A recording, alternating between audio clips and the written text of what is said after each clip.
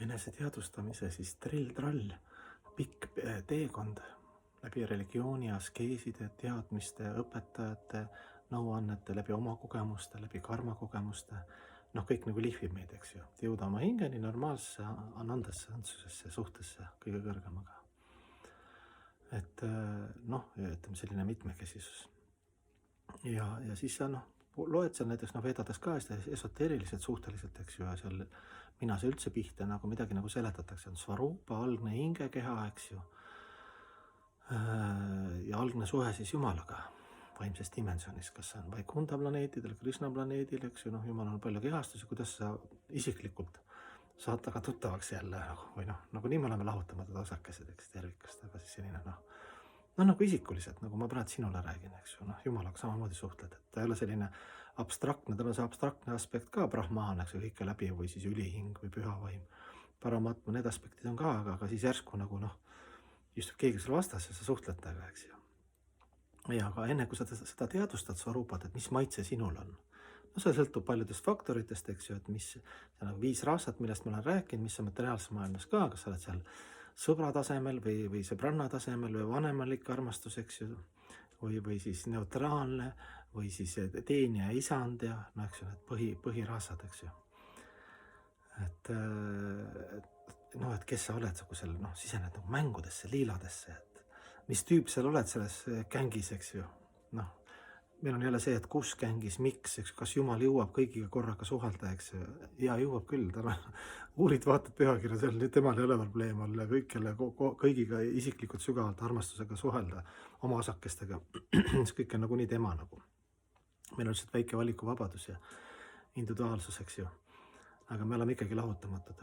Ja siis sa mõtled, hakkad selle värgiga tegelema, näiteks bhakti jooga, kes saad selle infi kätte, et vaimses maailmas, et mis Svarupa mul on. Ma olen ka mõelnud omal ajal, et mul meeldiks muusik, et seal Krishnal on seal, eks ju, metsades seal käib karjatab ja siis saab kokku Radharaniga vahepeal, eks ju, karjatüdrukutega ja ma olen muusik, mul meeldiks, et kui Krishna saab kokku, ma pühendunutega, siis seal festivali organiseerida, seal muusika, kõik seal, eks ju, atribuutikat, Krishnal oleks, need on kunjad siis erinevad seal puu all, järvede all, neil on moodustuvad sellised kunjad, sellised kohad, eks ju, kus siis Krishna saab kokku kas sõpradega seal või sõbrannadega või ühesõnaga selline pikk teema.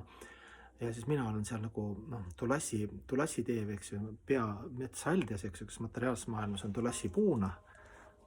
Mul on palve, Tulassi puuna inkarneerunud bhakti ja armastusenergia, tema on põhiline, kes on siis joogamaia veel teine isiksus ja siis Vrindadev ja siis kahekesi siis orkunnivad need liilasid, liilad oleks kõik seal, tuul õiges kohast puhuks ja värvid ja lõhnad ja Radharanil näiteks peajumaalannal on näiteks täna on sinine saar ja siis, et see läks kokku, seal on lilled ka sinakad või ma ei tea, seal peensused, eks ju.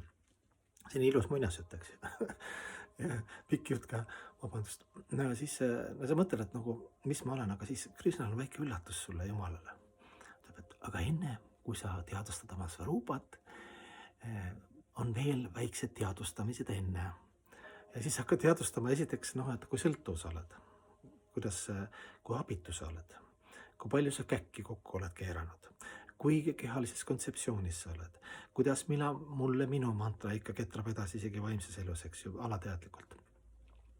Ja siis sa teadvustad neid asju, enne seda suurt imelist teadvustamist, kes ma olen Jumala liilades, igavestes mängudes, pakub sulle saatus rida siis eelteadvustamisi, eks ju.